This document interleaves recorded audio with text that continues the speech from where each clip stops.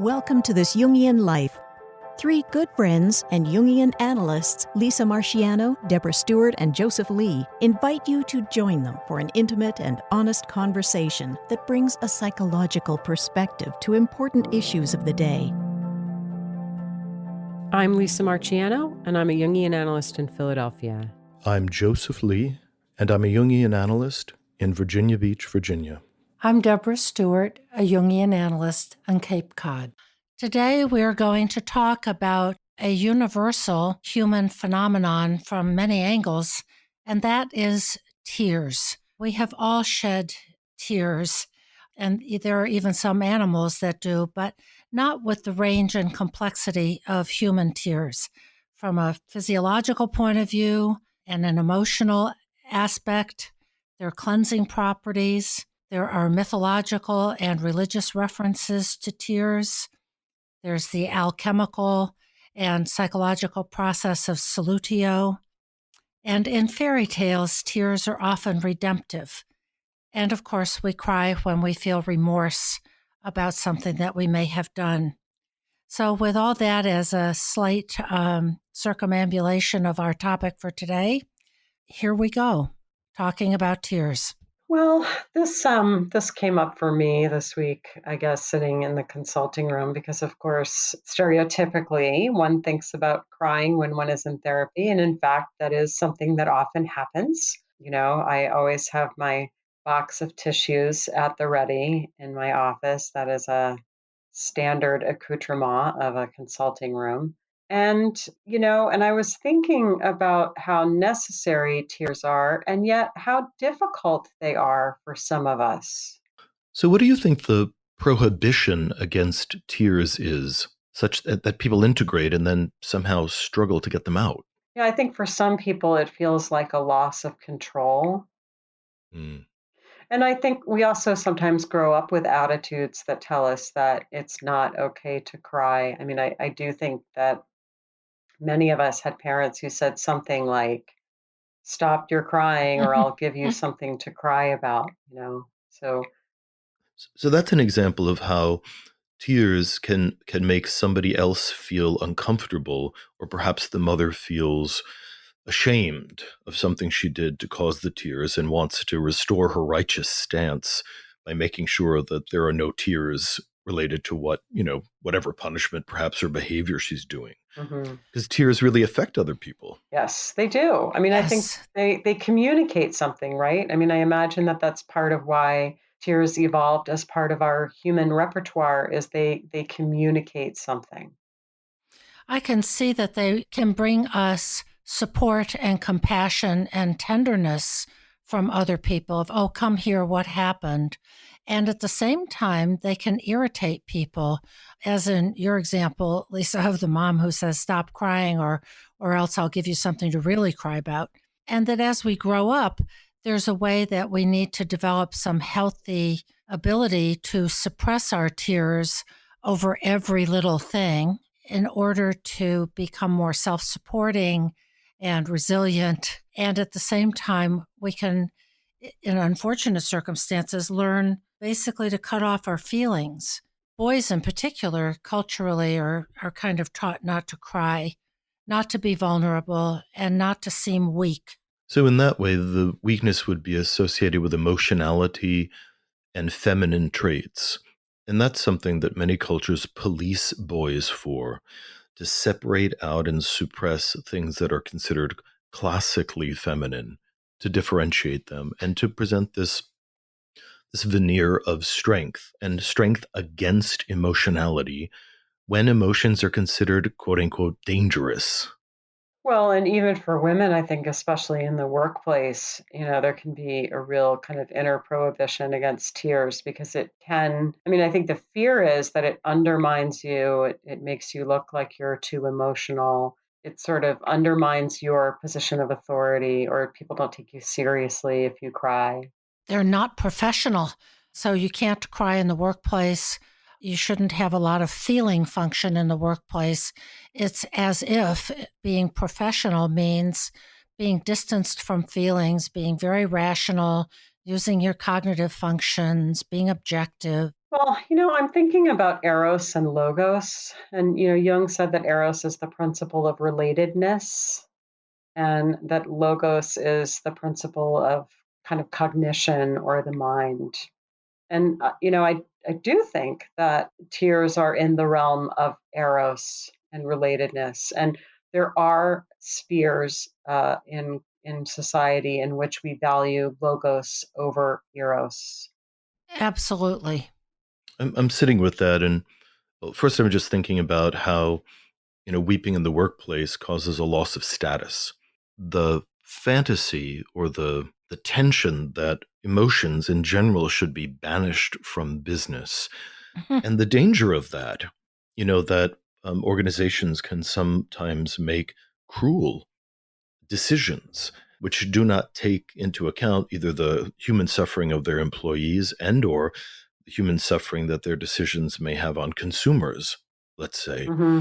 And there, the lack of kind of emotional information in the decision making process can be dangerous Absolutely. because, yeah, our emotions are saying something about a dimension and an impact about a decision. So, what I think we might be saying is that tears can be related to compassion. That if we do this, if we have to close, let's say we have to close a factory plant, that this will have an impact on people and we feel compassion. And it's sorrowful to think about, hundreds perhaps of employees going without a job. And yet, if you want to keep your job, you have to just straighten up and make the tough call, Hmm. rather than finding a way to have compassion for perhaps what may have to be done for the business as a whole to survive. But it's easier to just distance from the feeling. It's expensive, emotionally speaking, to have compassion, to really have to take in emotionally what our impact on other people is. I'm just building on your point, Lisa, about tears are related to eros. And not only are they about other people, but they relate us to ourselves as well. They're bringing forward a dimension of the soul into the conversation, into the circumstance that wants to be acknowledged and included in the consideration of how it's going to be worked through the situation. I'm thinking about that in the business realm again, how when a decision is made solely by logos, or that the parameters of consideration, for instance, are exclusively financial, that even the one's imagination is truncated, is split into a tiny specific part of imagining, and the even imagining of other impacts that would affect our emotional system have to be repressed as if they don't count and not allowed to influence even imagining what's going to move forward. Mm-hmm. And this is a cry that's happening, in social media, that there's a lot of people who are imagining the negative impact of climate change or various kinds of industrial decisions with pollutants. And as they imagine a world where certain animals are extinct or certain parts of the globe are blighted, that evokes enough emotion in them that they are mobilizing politically and in other Mm-hmm. realms. And if one just disallows the imagining of the impact, then there's very little feeling about the outcomes. What I'm thinking about to carry your train of thought another step forward is that tears and imagining also lead to something new. They are fertilizer, in a sense, for what's the next step. And maybe the next step is a march or a protest or a movement. So that's the new thing. There's fertility in tears. And I think that's often evidenced in religious stories and in myth and in fairy tale of that tears bring forward a transmutation or transformation into something new. Yeah, I mean, we do see that in fairy tales. And I think we also see it in our personal lives. There's a way that if you really let yourself cry, if you really allow the cry to happen and sort of terminate naturally, first of all, there's sort of this biochemical, natural antidepressant factor about tears that you actually kind of feel better after a good cry. And there's, apparently some kind of biochemical magic that goes on there. But there is a way that it is a kind of melting of old structures, and it is a kind of collapse into this place. It's a surrender. It's a surrender to feeling. You're allowing the feeling to really be there and to let that note sustain as long as it needs to. And from there, you can arise anew. There's a way that it's kind of cleansing to cry. It literally can feel cleansing. Where that shows up in a fairy tale, for example, is in Rumpelstiltskin when the heroine is imprisoned in the castle and she has to spend this strand of gold and she just doesn't know what she's going to do. And she just collapses into tears. And that's when Rumpelstiltskin appears and says, "Well, I can help you." But that's a common theme in a lot of fairy tales, that things just get so bad that the hero or heroine don't there is nothing to do. You just have to surrender. And so there's this period of crying, and then help comes of some kind. And what I'm thinking about is that the part that gets surrendered often from a Jungian standpoint is the attitude or position of the ego, Yes. which likes to think it's running the show and making decisions and in control. And that, just like the young woman who has to spin straw into gold, of that the ego cannot solve this problem. Exactly. So Something has to appear. So we're sort of being forced to fall back onto something that is other than ego when we cry. And this reminds me of the 12-step programs where the admission that one is an alcoholic and that one is helpless against the impulse to drink and or characterologic defects, and a higher power needs to restore one to wholeness. Mm-hmm. And that's a kind of weeping moment Mm-hmm. where the ego has to give up being clever or cunning. It's just brought to this standstill where receptivity emerges. Yes, receptivity. That's a good point.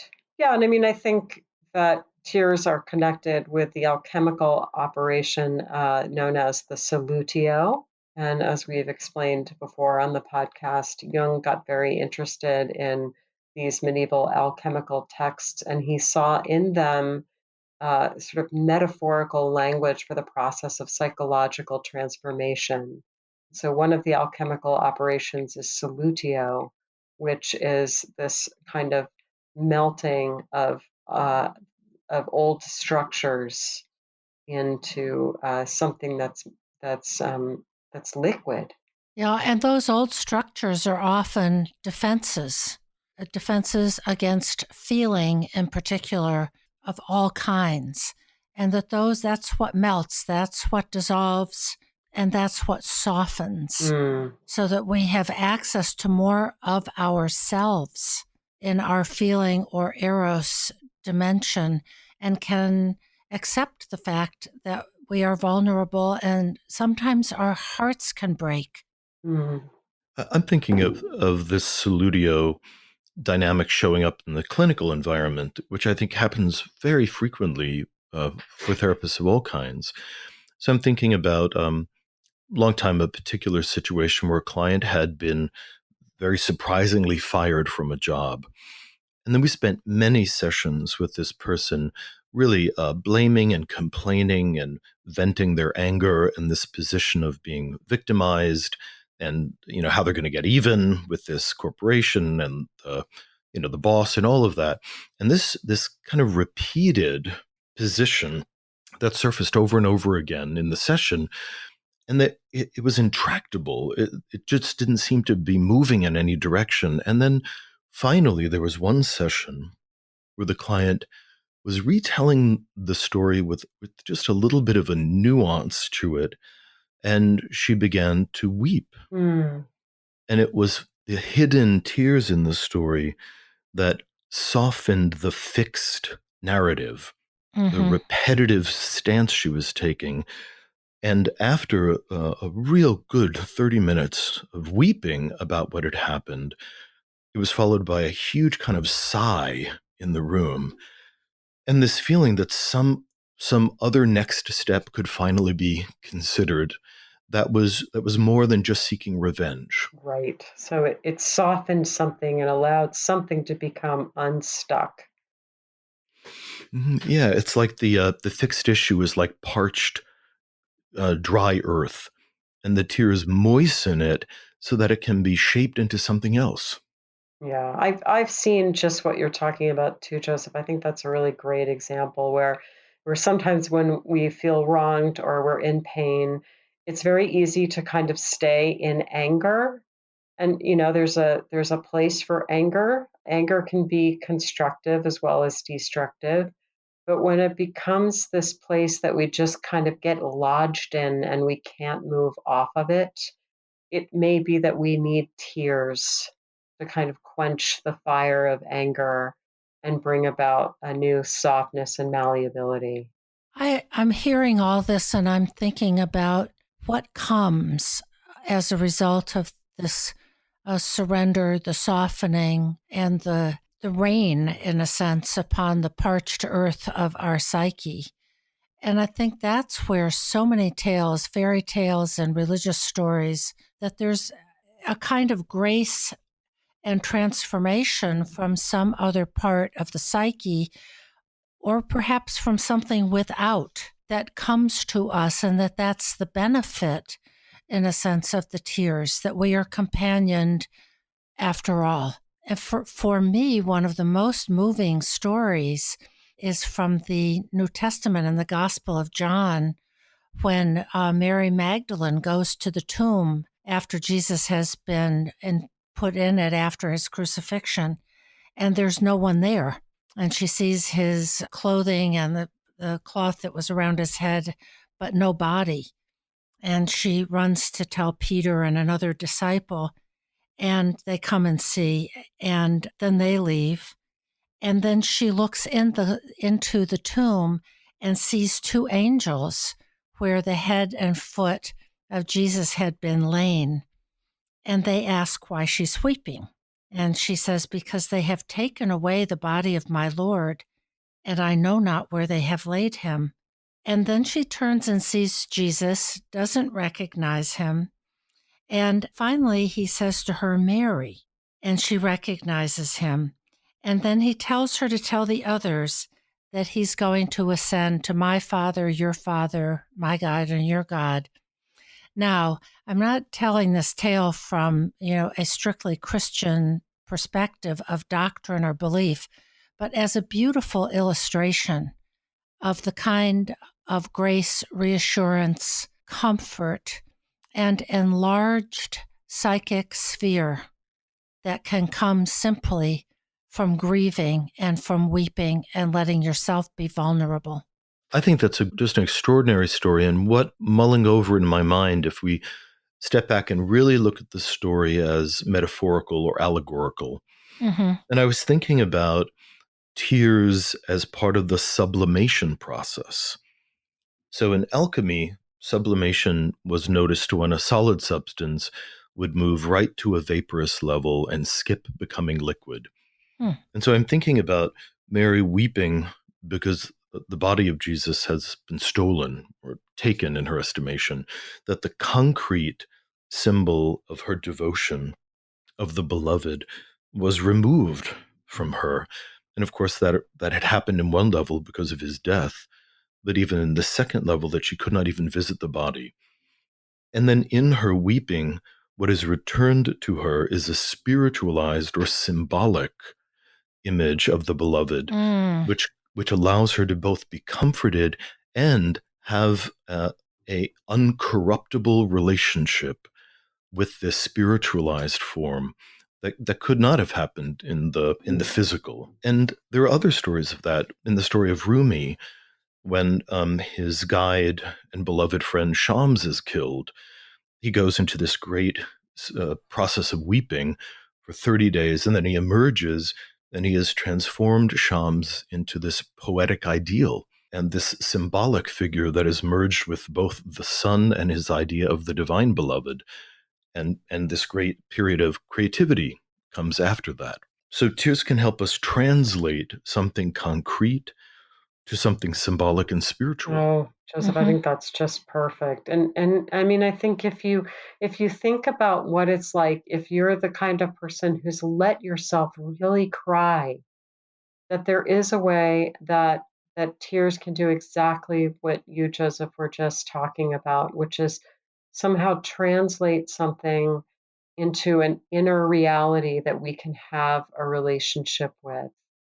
An inner reality that can be profoundly experienced and taken in as very, very real. It's not just an idea of, oh, there's something more, You know, it's a but that sense of feeling. knowing. It's a feeling and a sense of knowing of this is real, this is true, and I can experience it on a level below that of ego and consciousness and cognition. And there are all kinds of stories and fairy tales and religion and on and on and on of how people experience in a felt way a different order of reality, a different dimension, and it is sustaining. Yes. And so I think one of the things that we're circling around is that allowing oneself to drop into grief can be a way of accessing this other order of reality. Yes. And we can feel in the soul the need for that, which brings up the idea of searching for tears as the kind of precious object. I'm thinking in the culture of men, when we often have tremendous losses, we can be caught in an internal pain which we're not really released from until tears are discovered. And I'll relate a personal story that many years ago, when my father had died, he died very unexpectedly, and I was distressed and had a number of feelings about it, but I had not wept about it, and it was almost a year later. I still hadn't really dissolved into weeping when I was watching a movie called Big Fish. And in the last scene of Big Fish, which is a story about an adult son who's caring for his dying father, who he has very ambivalent feelings about. Right there at the end, when the father dies, he lifts up his body and walks into a river and gently lowers him into it, and he transforms into this massive catfish and swims off into the water.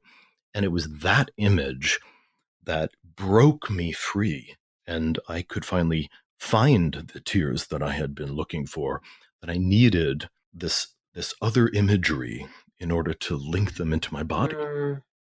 So we're talking about how tears are transformative.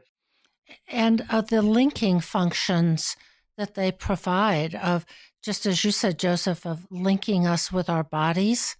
They can link us with the transpersonal, as in the story from the Gospel of John and many others, link us with our feeling, link us with other people. They are linking agencies that we need to access other than staying in our compartmentalized, defended cubicles, inner cubicles.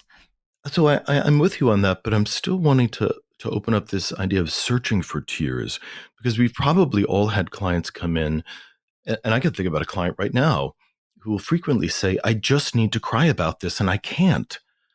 And whether or not that's blocked through medication, because people will often say when they're on psychotropic meds, it somehow interrupts the Yeah, ability to peek into a I've crying, definitely heard that. and that the soul can know that it's looking for the release of tears and is searching for it.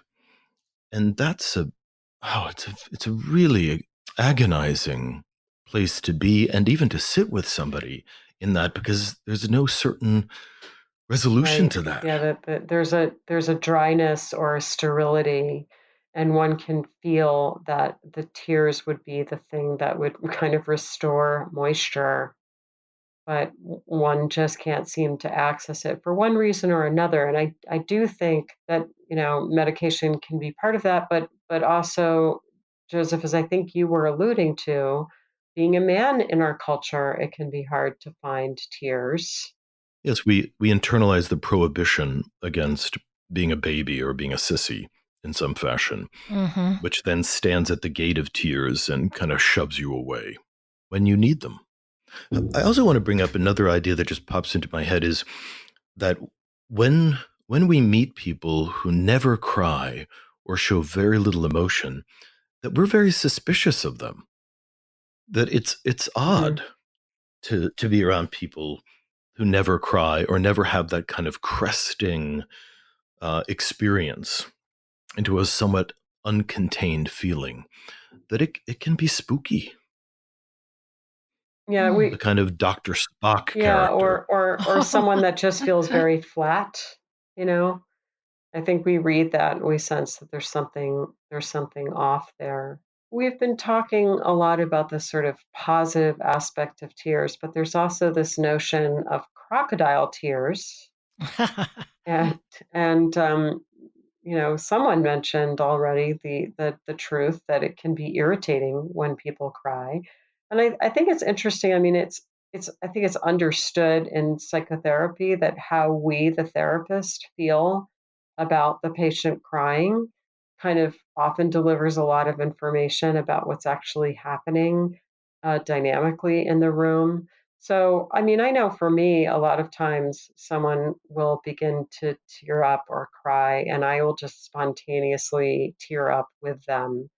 I'm really kind of in tune with the emotion in the room, and it just sort of spontaneously wells up in me too. But sometimes someone in my life will cry, and I will feel the irritation. And I think it's interesting to think about why do we feel one time and a different way with someone else. That's such a good question. I'm back on the term crocodile tears.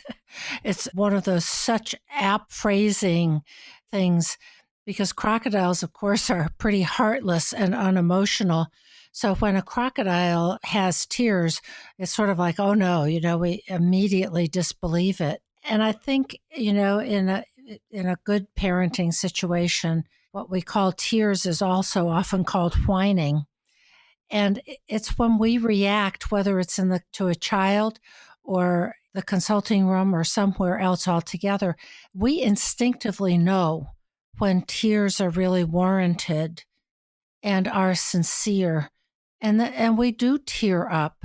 That emotion is very contagious and we feel it with the person. And when we don't feel it, we can often trust that reaction in ourselves as well. Something's off, something's not real, and it's crocodile tears.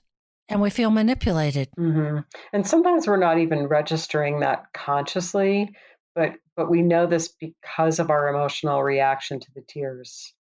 That we don't have that heart, that fullness of heart, and there's Yes. something else there. And then that's sort of interesting. It's like, what's going on there?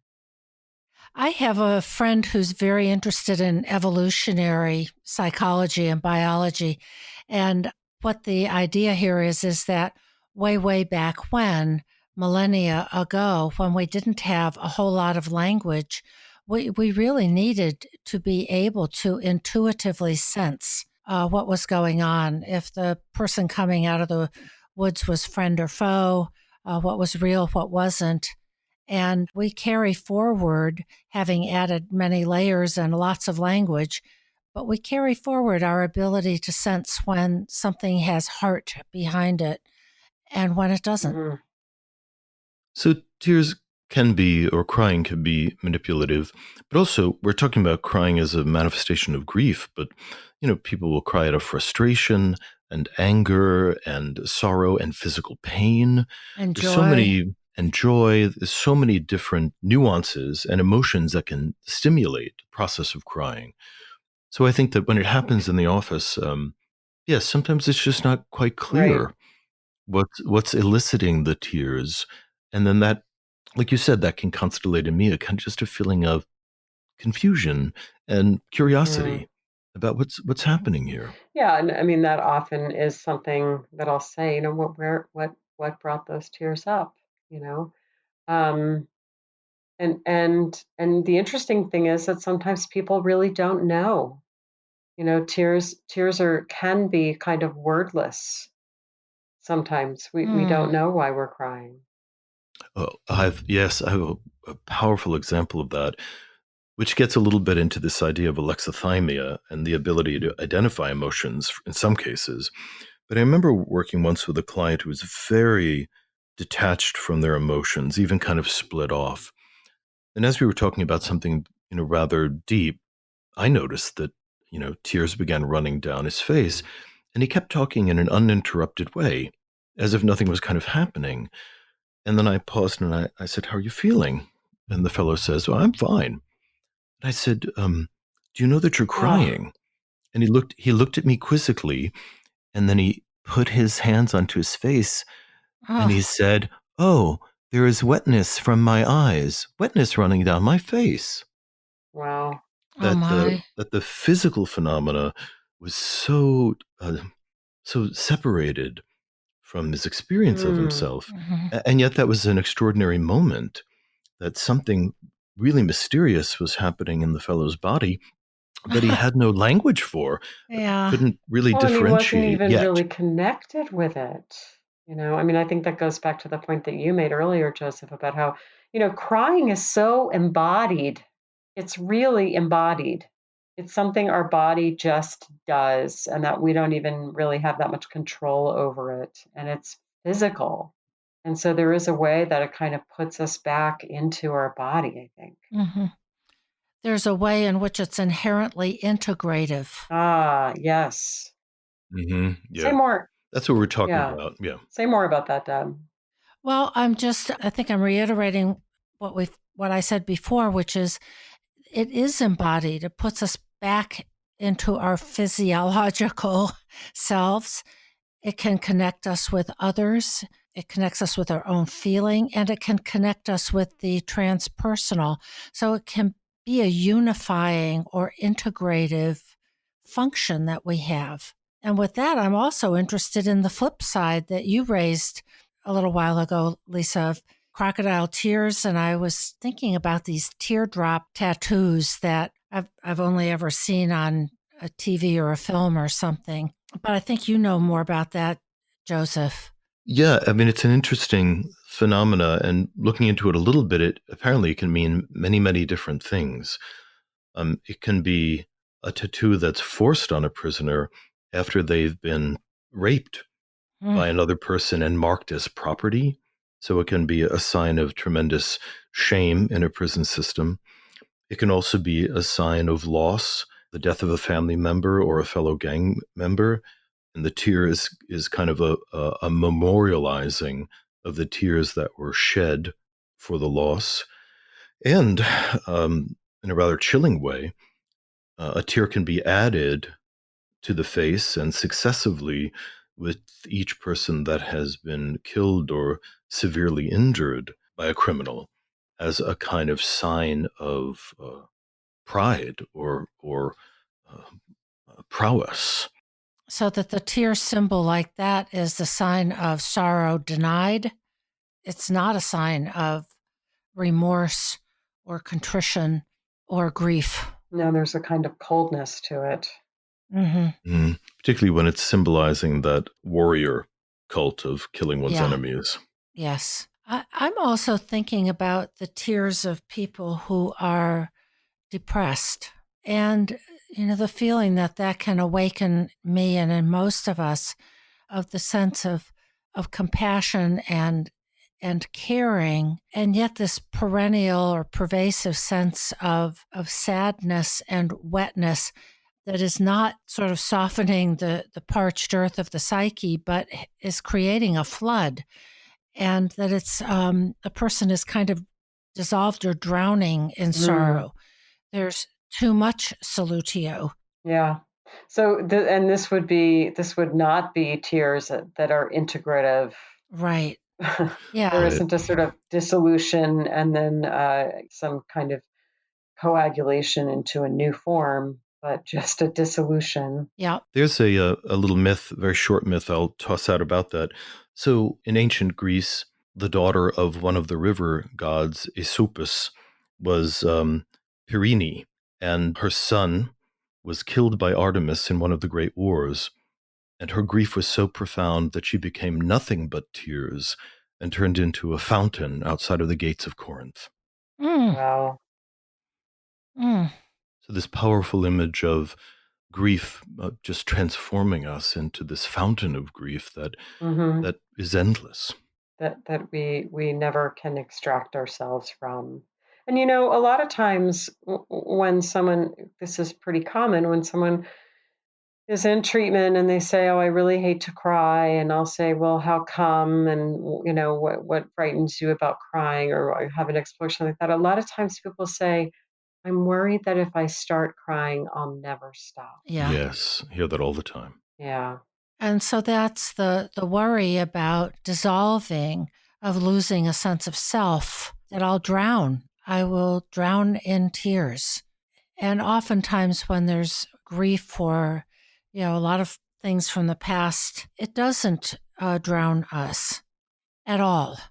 Yes, I mean, I think most of the time that fear is not really warranted. I get that that's the way it feels, that we're going to drop in, lose our kind of ego grasp in the moment, and sort of fall into this fountain. But then most of the time, I think, you know, within a relatively short period of time, we kind of come up for air and we feel renewed. Yeah. But Deb, I think you are bringing up like when we get stuck there. It's a loss. I think what people fear is the loss of their ego function and all of those things that our egos are for and that we need them for, and that I will lose that and not be able to come back. And that then what we have to do if someone is really depressed and in a kind of chronically tearful state is help with another alchemical process of coagulatio, of how do we bring that person and ego function kind of back together, the Mhm. solidifying or drying out kind of process, so that the person has access to feelings and unconscious and to a sense of self and capability, agency, and solidity in the daily world and in himself or herself. You know, there's another aspect of this image of tears that I wanted to lift up. And again, it comes up in kind of fairy tale and myth is the idea that tears are cleansing. And I think Mm. I mentioned that before, that it can feel very cleansing, but that is part of the image. For example, there's again in the going to the New Testament, there's the scene where a woman is washing Christ's feet with her tears. Oh my. And yes, and then this also again comes up in fairy tales. It appears in The Handless Maiden, where the maiden is trying to protect herself from being taken away by the devil. And so she keeps on purifying herself, washing herself, but the devil insists that all water be taken away so that she won't be able to purify herself, and then he can have power over her, and then all that is left to her is her tears. So Hmm. she washes her hands with her tears. And that, in fact, is why her father cuts them off. Oh, But the way that there's something redemptive or renewing or cleansing about tears, that it can wash us clean and renew us in that yeah. sense. I'm thinking in the examples you just provided of how hard it is for us to go into a place of sorrow. We really don't want to go there. And yet, how necessary it is at times to let ourselves dissolve and to let the tears fall. I'm coming back to the story of the handless maid for a moment, and this theme that tears can protect us from evil. And I'm suddenly thinking about a certain moment that happens very, very frequently in contemporary movies and TV shows, where you'll have a character who, has a weapon, a gun, and they're really out to wreak revenge. They're going to kill somebody. They're going to really set things right, and they'll, there's a lot of drama about finally subduing, the other person, the target, and then they'll sit there with the gun in their hands, winding up to shoot somebody, and then the camera will pan to the antagonist's face, and it's the moment when they begin to cry about what they're going to do that they lower the gun. Hmm. Yeah, yeah. And so, in a sense, the tears have rescued them from this evil, primitive impulse in themselves, and restores a sense of consequence and virtue and morality and the possibility of forgiveness. And humanity. Humanity. I think at their best, tears kind of restore us to our humanity. Yes, if we could catch a few tears before we were committing something heartless, it might just protect us from that internal evil and stop us in our tracks. That's a nice thought. Another thing I wanted to just toss into the conversation about tears is to really appreciate the tears that come up in the face of beauty. Yes.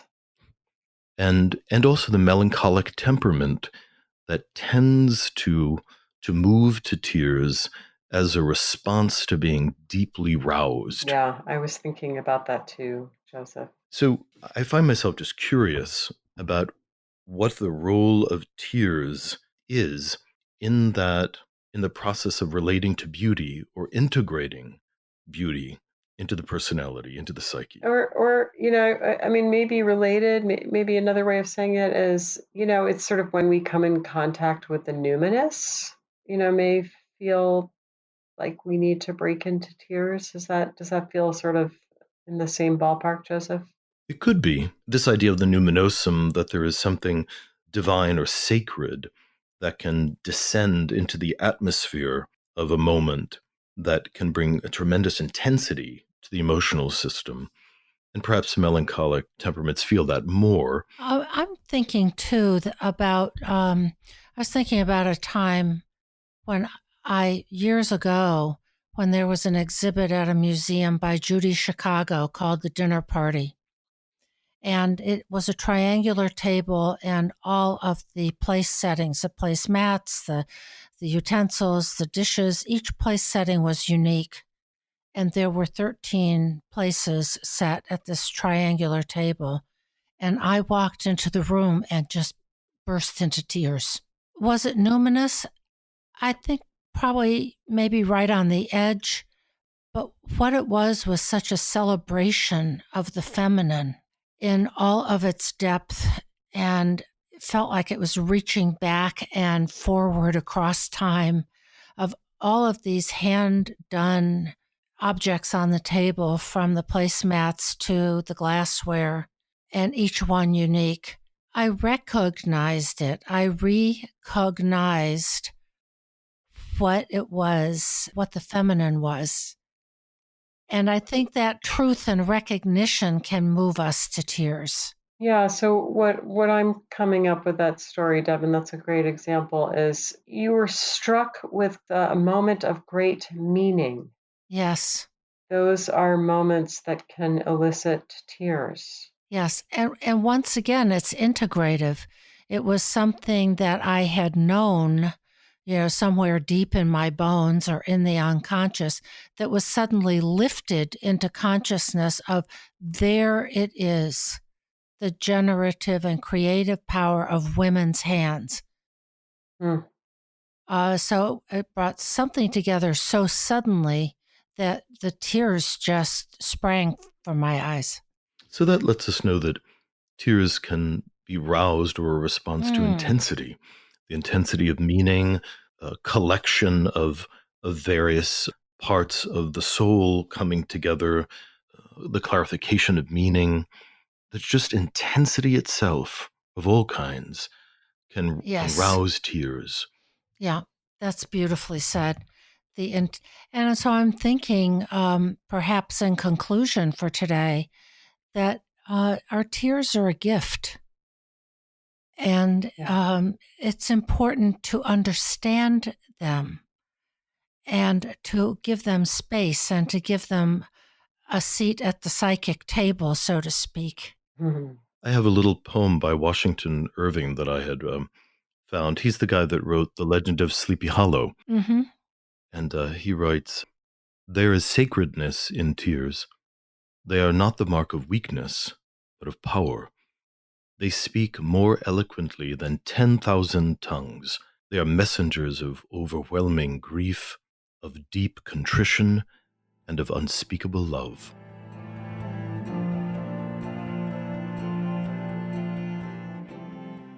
Hi, this is Joseph from This Jungian Life podcast. Lisa, Deb, and I have been deeply moved by your responses to our work. Producing, editing, and distributing it involves substantial expenses, and now we need your help. Please stop by our website, thisjungianlife.com, and click on the heading Be Our Patron. You'll be redirected to our Patreon funding page. Patreon helps creators connect with people who believe in projects like ours. There, you can sign up with your credit card to support us with as little as $1 a month. And at higher levels of support, we'll provide special episodes, behind-the-scenes photos and stories, and a chance to join a select pool of listeners for dream interpretations. Thank you.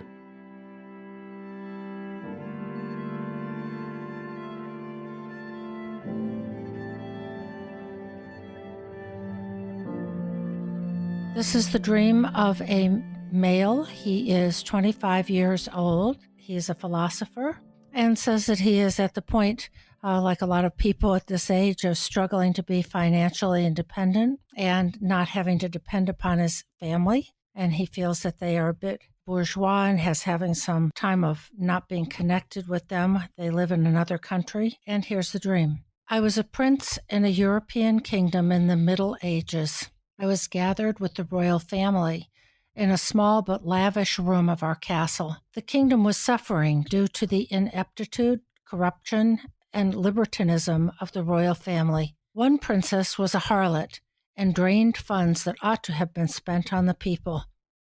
I conspired with the monk robed in black to kill the royal family in order to save the kingdom.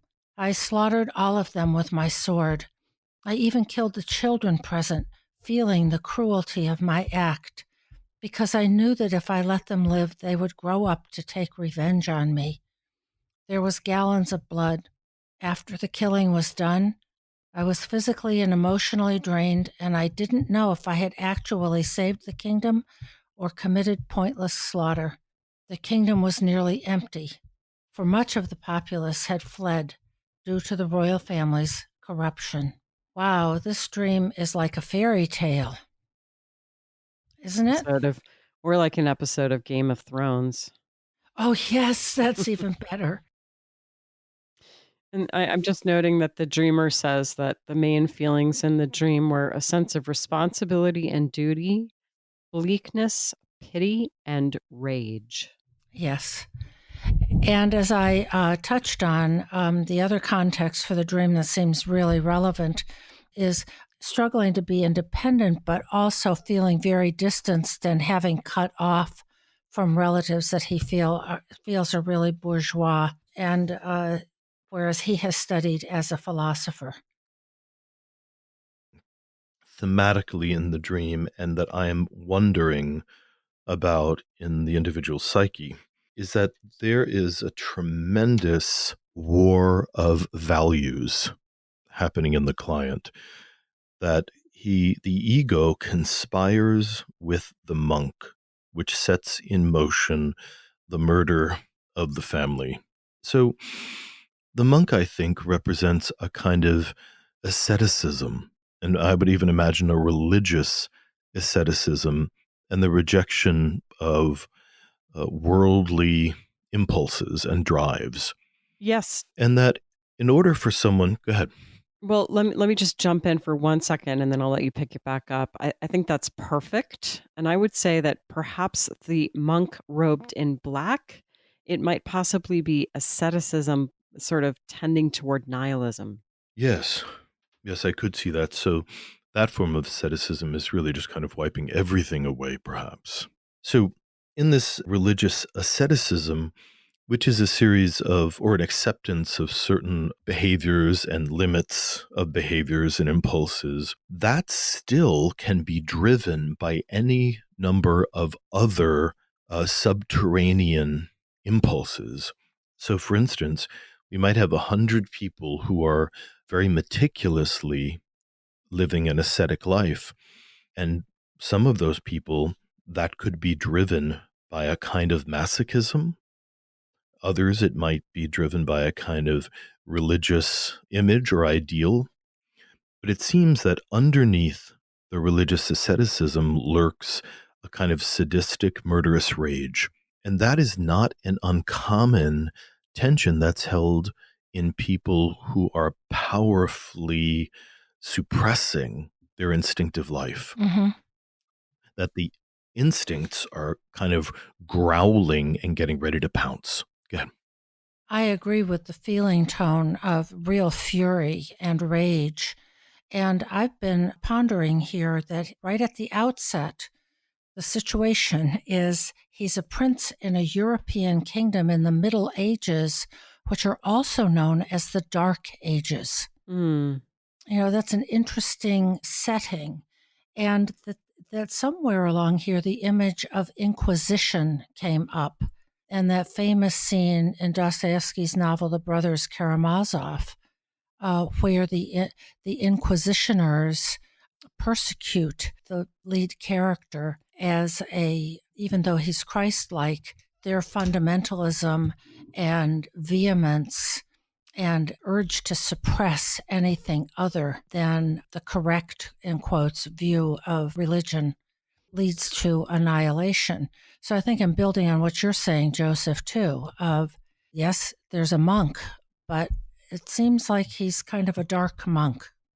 And if the monk is willing to conspire into this murderous context, that again, the asceticism of the religious attitude in the dreamer seems to be aligned Yes. with this rage and violence. And the family is also cast as corrupt.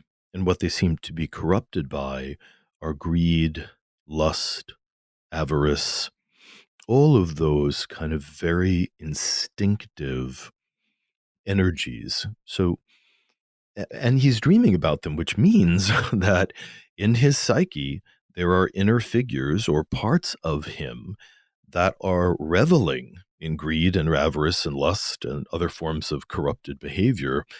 And he is trying to murder them Yeah, or, like an or inner destroy battle. them inside of him. An inner battle. And it's also part of certain ancient religious philosophies.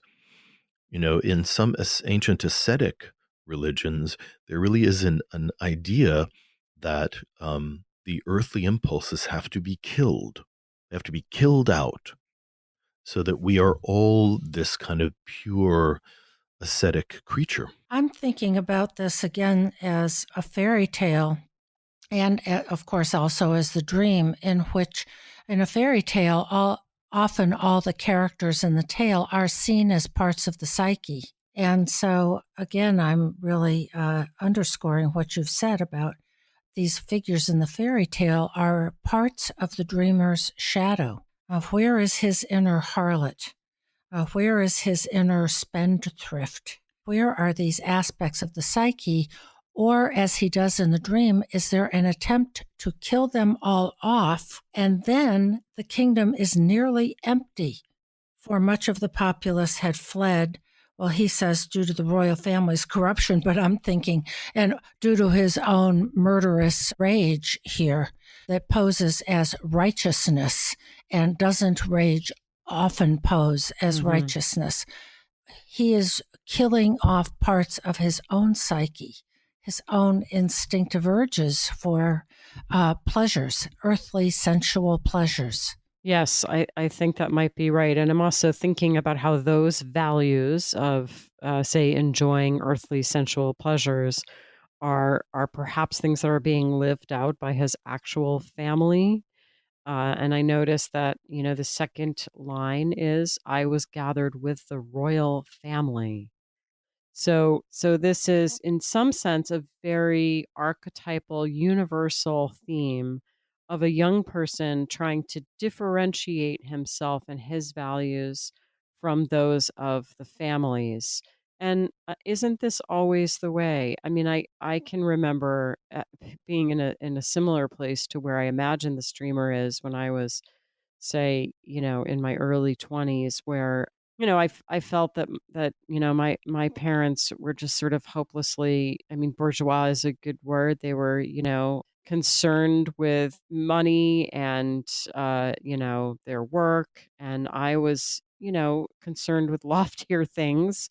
and I couldn't understand Yes. why they couldn't understand what I was worried about, and I'm sure that I was well, I know I was, sort of a hopeless brat at that point at various times. The value conflict in myself was a real one. I did need to do that work and say this, but not that. And I think that we do need to face our family, inner and outer, and say this, but not that. I think one of the things that's dark about this dream is that it's not this, but not that. It's like, I'm going to wipe the whole thing off the table. Everything is going to be Hmm. eradicated, even the children, which of course would stand in for some kind of future orientation or future possibility. Yes, and he says in the dream that this murder and slaughter was physically and emotionally draining, and I didn't know if I had actually saved the kingdom or committed pointless slaughter. So I think one of the challenges, as you're pointing to, Lisa, is a differentiation where you can say this but not that. My values are different from yours. Or do you have to slaughter the opposing values in the psyche? Yeah. They all have to be killed off? The thing is that when we're trying to do this differentiation, if we say, I'm going to kill off everything, then in a way, we're still in thrall to those old values because everything we're doing is in reaction to them. Yes. And I would also, I can remember from my own 20s time of life how angry I could be with my family. The rage that I felt of how they were and what their values were, and they didn't understand me. And I'd had the benefit of a college education, and I even majored in comparative religion. So I had, in my view, values that were of a much higher order than my backward, limited family's values were. But the issue is, how do I not react to them and be still in the context of them? But where is my own life and what is it that I'm choosing? Hmm. How do I, differentiation means take your own path without having to look over your shoulder at how do I persuade my family or rebel against my family or take some kind of revenge on them. So if we hold this as something about individuating from the family or separating from the family values, so perhaps then in the dream the ego is um, conspiring or aligning with the monk-like values, and then he's going to war or rejecting the family values, and in order to even internally reject the um, ideas, the agreements, the values, the behaviors that we grew up in, it takes a certain amount of aggression and assertion. And the ego has to stake a claim that I am not going to go along with this, which could be symbolized in the idea of the war. But this idea that I know if I let them live, that they will take revenge on me. And this is something that is really very true, is even though in a given moment we may feel inflated by our anger or aggression, what's also constellated in the unconscious is a fear of revenge. And children feel this very acutely. And often, what the early psychoanalysts would really track is that after a child had, for instance, caused a discord in the family, that there's an instinct in the child to want to go and repair the relationship because the anxiety of Mm-hmm. retaliation is almost intolerable. And we begin to see the possibility of that in the ambivalence. I don't even know if I saved the kingdom or this is pointless or, the inflation Hmm. of his certainty has been punctured. And now he's actually willing to tolerate other attitudes Yes, and about this certainty of aggression. yeah, I think that's really perfect, Joseph. And I was going to bring up the inflation earlier because Deb, you were talking about inflation. Like I have a degree in comparative religion. What do you know, Mom and Dad? Yeah, Um, right. but and I could totally relate to that. Uh, I was very noble. but I mean, obviously, the dream ego in this dream, the prince, he's a prince, and he feels like it is his role to be the avenging angel. I mean, he, has the certainty, Joseph, that justifies him slaughtering everyone. And I do agree that at the end of the dream, that inflation has gone. There is doubt, and doubt is such an important place psychologically, and it's kind of it's a little bit akin to Melanie Klein's depressive position, sort of both and.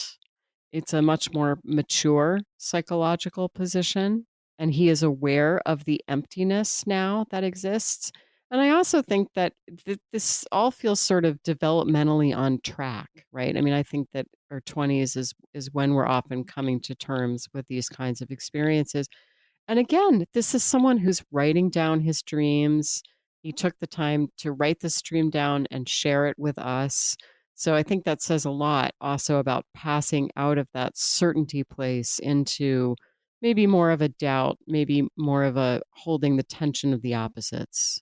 I think that feels right to me, Lisa. And I'm also thinking about his major or area of study, that he says he's a philosopher, and that is very heady. So we have the image of the monk in all its ascetic, dark, avenging angel guise. And I'm just thinking, is all of this very heady? Whereas the sins of his of family are really very visceral. There's one person who's a harlot. There's another person who's draining funds. That these are all very sensate and instinctual kinds of urges. And is that where he's living now, up in his head? Well, and picking up on that, the only evidence of the feminine in the dream is the harlot. And so that tells us Mm, something about this dreamer's relationship with his inner feminine, which is that it's terribly devalued. yes.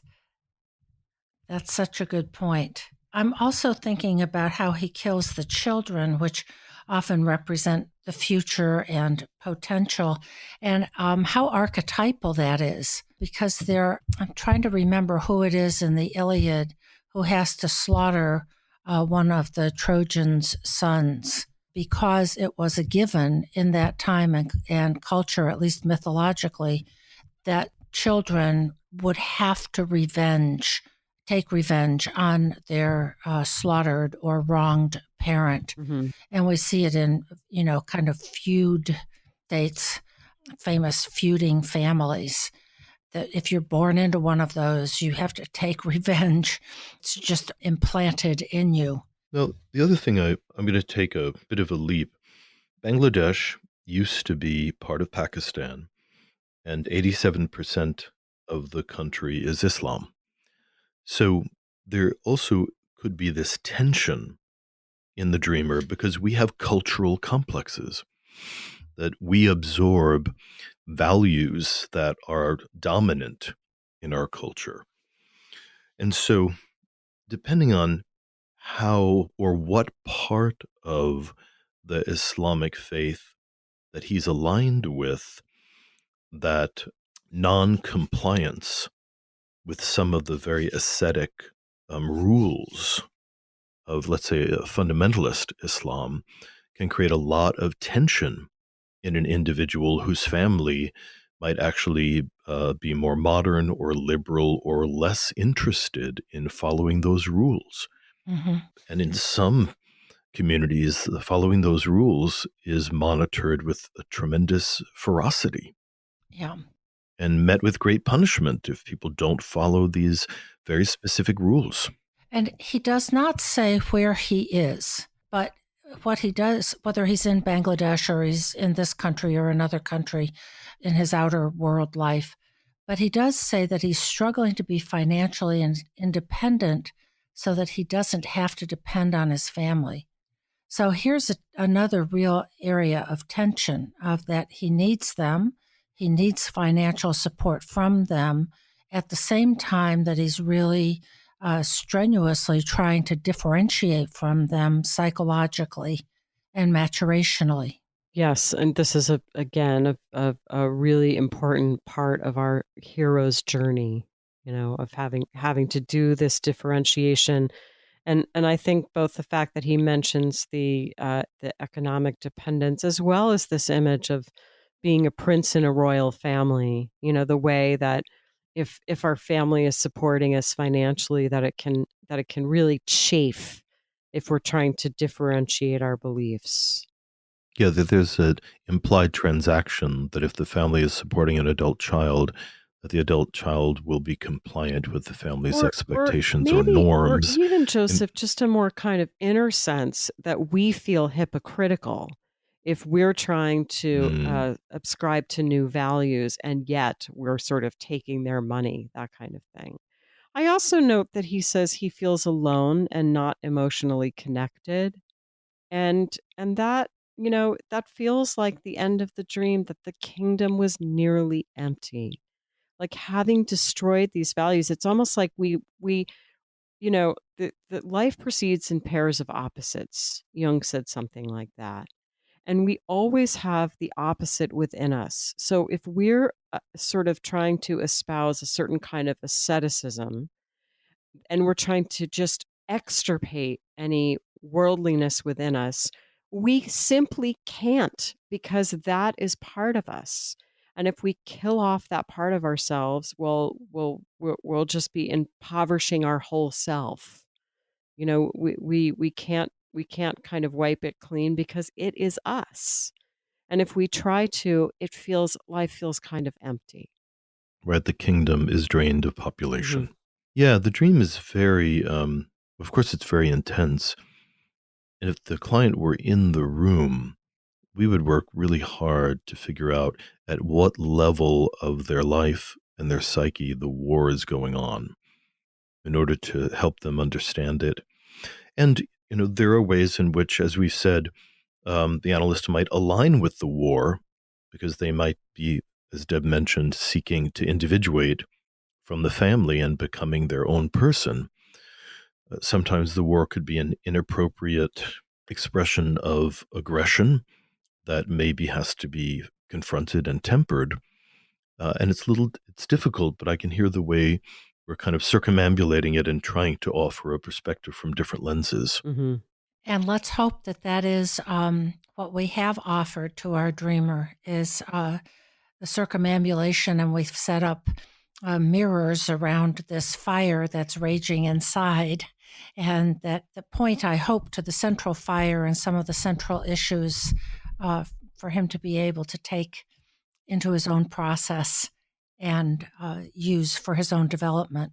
And I would offer to the listener as well as almost a kind of direct invitation is that in the dream and in the comments, the dreamer seems to be aligned with a very specific philosophical view through which he judges the family as hopelessly bourgeois. So I would invite the dreamer to adopt a much more objective philosophical view, to be able to hold his and various philosophical standpoints as interesting lenses, which he might in fact begin to switch from one to the other to try each on, but not be so married to any one particular system. Because the self transcends any one of these systems that it is looking through. And Mhm. it is more than that, one stance. Mhm. And it feels like we may have come to a good place to close for today. It does. You've been listening to This Jungian Life. From our website, thisjungianlife.com, you can follow us on Twitter, like us on Facebook, help us produce future episodes by funding us through Patreon, and submit your dreams for possible interpretation on another episode. We'd like to thank our listener who shared a dream for today's show and hope you'll let us know what topics you'd enjoy hearing more about. Until next time, keep living this Jungian life.